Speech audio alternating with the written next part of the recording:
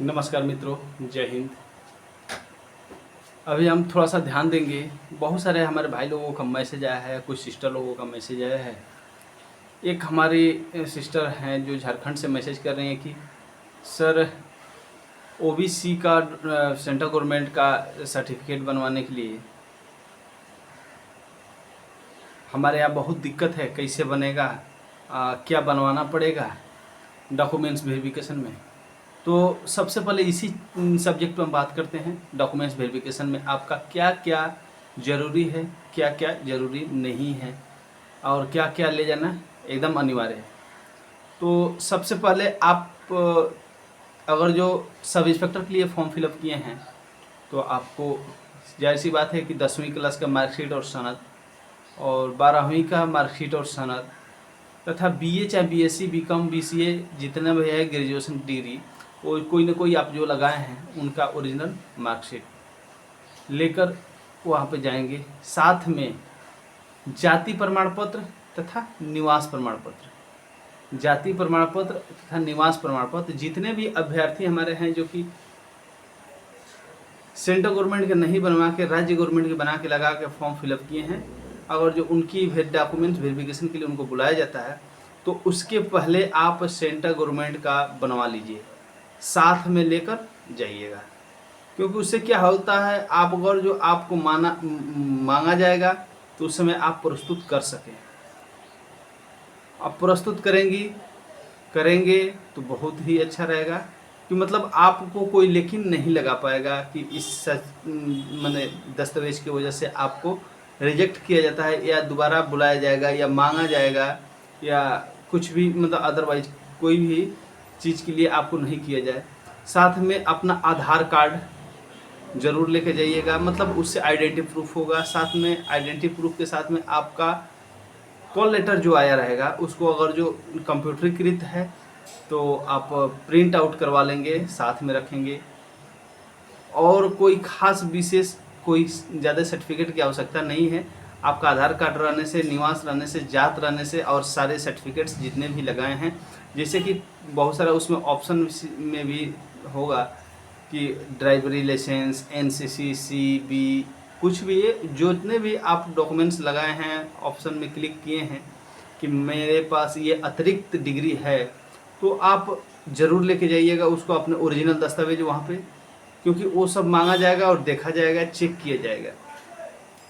और बनवाने की रही बात, तो अब फिर से मैं कह रहा हूँ, जितने लोग अगर जो स्टेट गवर्नमेंट का बनवा के लगाए हैं तो उससे कोई दिक्कत नहीं होगी, लेकिन साथ में सेंट्रल गवर्नमेंट का बनवा कर लेकर हम जाएंगे। अब बनवाना कोई बड़ी बात नहीं है, आप ऑनलाइन कर दीजिए। ऑनलाइन करने के बाद आपको सब डिवीज़न में जाएगा, सब डिवीज़न से वेरिफिकेशन होती है, उसमें आपका पटवारी जो हमारे यहाँ लेखपाल सेक्रेटरी लोग होता है, ये वेरिफिकेशन उसको वेरीफाई करके ऊपर देते हैं, वहाँ से फिर आपको इशू हो जाता है। अधिक से अधिक 6 से 7 दिन समय लगता है, ये कोई बड़ी चीज़ नहीं है। आप लोग ऑनलाइन बनवा सकते हैं। अगर ऑनलाइन नहीं हो रहा है तो आप डायरेक्टली अगर तहसील में जाते हैं, वहाँ फॉर्म फिलअप करना पड़ता है। वहाँ भी आजकल कंप्यूटर से ही हो रहा है, पहले हम लोगों के समय में हाथ से किया जाता था और अभी के समय में कंप्यूटर के द्वारा किया जाता है। वहाँ भी ऑनलाइन वही सिस्टम होगा, वहाँ करके फिर वहीं पर। लेकिन उसमें फ़ायदा क्या हो जाता है, इस तरह आपको तहसीलदार साहब के ऑफिस से आपके उस पटवारी या ब्लॉक में आता है, वहाँ से वो लोग वेरिफिकेशन करता है, तो थोड़ा समय लगता है। लेकिन अगर जो आप वहीं पे जाके करिएगा तो आपको वहाँ पे वो लोग मिलेगा, वो जो अधिकारी लोग हैं जो वेरीफाई करेंगे आपके निवास की, जात की, तो वो लोग वहीं मिलेगा। तो हाथों हाथ हो जाता है वेरिफिकेशन और जल्द से जल्द आपको मिल जाता है। अब आप लोग बनवा कर अपने पास रख लीजिएगा। और देखिए, एक भाई ने मैसेज किया था कि सर मेरे पिताजी का नाम में थोड़ी सी गड़बड़ी है। देखिए भाई, अभी भी समय है, आधार कार्ड में चेंज होता है, आप सुधरवा लीजिए। सर्टिफिकेट अगर जो हाई स्कूल, इंटर, बीए जो कुछ भी है आपके सर्टिफिकेट में, अगर जो कहीं भी मिस्टेकिंग है तो उसको सुधरवा लीजिए, बहुत बेटर रहेगा। और उसके बाद आप जाइएगा, आपको डॉक्यूमेंट्स वेरिफिकेशन में कोई रिजेक्ट नहीं करेगा। अगर जो आप लोगों के डाउट्स क्लियर हो गए हों तो कृपया करके मैसेज करिएगा, अन्यथा और कोई डाउट्स हों तो पूछिएगा, हमें जितनी जानकारी रहेगी हम ज़रूर आपको बताएंगे। अब चलते हैं बात, एक भाई ने पूछा है कि क्या सर, बांग्ला भाषा में उन्होंने पूछा है कि आरपीएफ में रहने के लिए क्वार्टर मिलता है। तो जी भाई, क्वार्टर तो आपको लेने के लिए अप्लाई करना पड़ेगा, अप्लाई करेंगे फिर सेंशन होता है, मान लीजिए अवेलेबल अगर जो है तो सेंशन होता है तो आपको मिल जाएगा। अगर नहीं होता तो आपको प्रत्येक महीने हाउस रेंट तो मिल रहा ना, आप प्राइवेट में ले सकते हैं। उसके लिए डिपार्टमेंट से परमिशन लेना पड़ता है। परमिशन लीजिए कि हम अपना प्राइवेट में बाहर में क्वार्टर लेकर रहना चाहते हैं, इसके लिए हमको NOC objection certificate, no objection certificate दी जाए। तो वहाँ से मिलेगा कि ठीक है, वेरीफाई हो जाएगा, फिर आपको अपना क्वार्टर लेके वहाँ इत्मीनान से रह सकते हैं, क्योंकि आपको हाउस रेंट मिल रहा है। इसलिए आप दबाव नहीं बना सकते हैं कि नहीं हमको चाहिए ही चाहिए। तो ठीक है, आप बना भी सकते हैं, बनाएंगे तो, लेकिन उसके पास अगर जो घर अवेलेबल है, खाली है, तो मिलेगा, नहीं तो आपको रेंट मिल रहा है, आप रेंट लेके अपना कहीं भी घर लेकर आ सकते हैं। ये समस्या दूर। अब एक भाई ने बोला था कि सर पता ना किनका किताब के लिए, मैथ के लिए। देखिए भाई, किसी का भी मैथ का किताब हो, आपको तैयारी करनी होगी, उसके लिए बेसिक की तैयारी, बेसिक का नॉलेज होना चाहिए। हम बार बार बेसिक की बात उठाते हैं, क्यों, आप समझ सकते हैं। दूसरी बात, बेसिक तैयार करने के लिए हम तो पहले सर्वप्रथम बोलते हैं आपको लुसेंट।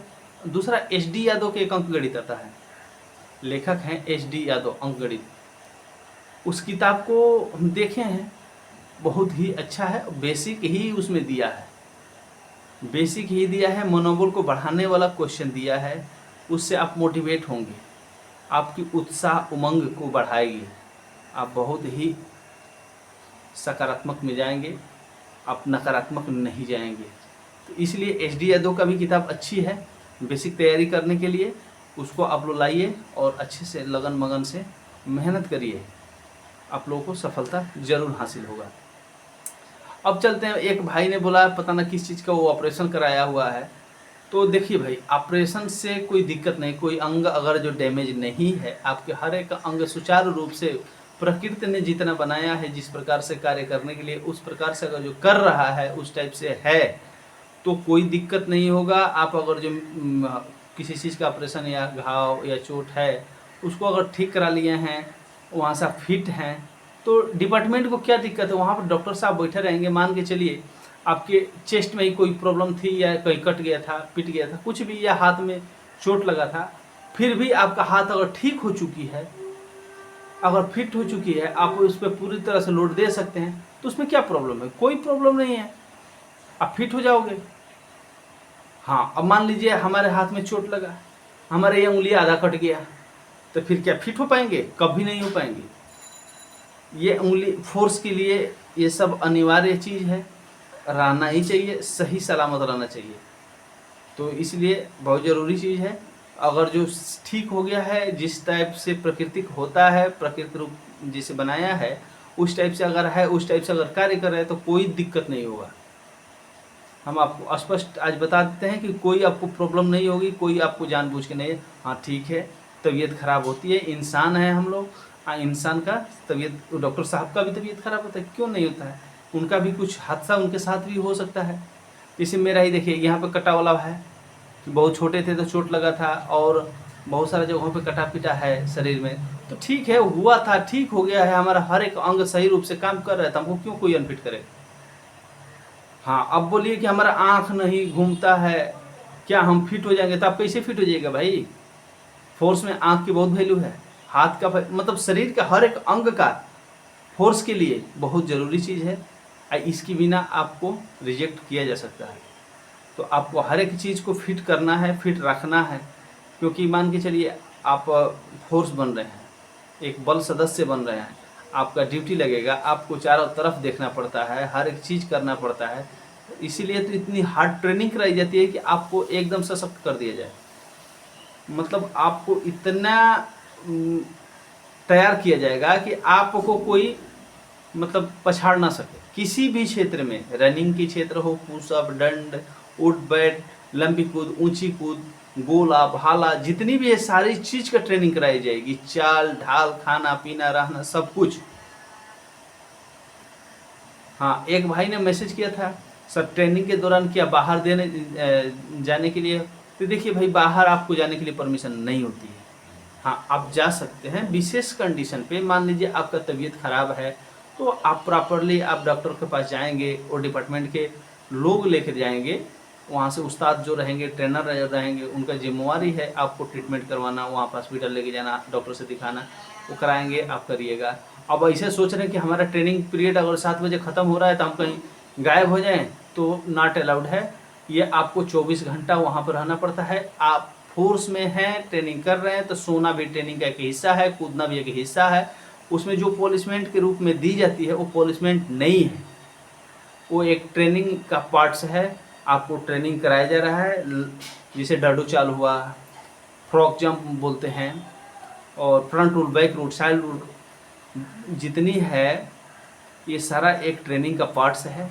सबको सीखना जरूरी है। उसको आप लोग अगर समझते हैं कि पॉलिशमेंट है तो वो पॉलिशमेंट नहीं है, वो आपको ट्रेनिंग कराया जाता है, आपको मजबूत बनाया जाता है, आपको हर एक क्षेत्र का पारंगत बनाया जाता है। ये आप लोग कान खोल के सुन लीजिए, ये बहुत ही ज़रूरी है। जय हिंद दोस्तों। अगर जो किसी भाई को किसी भी प्रकार का प्रॉब्लम हो तो बेहिचक मैसेज कर सकता है। हमें समय होगा, अगर हमें जानकारी होगा ज़रूर उसमें 2 शब्द बताएंगे, अगर नहीं होगा तो भाई उसके लिए सॉरी, और नहीं तो हम कहीं से कलेक्ट करके उसकी जानकारी आपको दे सकते हैं। हम फालतू की बातें नहीं करेंगे और इधर उधर की ज़्यादा बातें नहीं करेंगे। जितनी हमकी जानकारी रहेगा उतना ही बताएंगे। अगर नहीं जानकारी है तो किसी से पूछ के बताएंगे, किताब से देख के बताएंगे, या डिपार्टमेंटल पता करके बताएंगे। जय हिंद।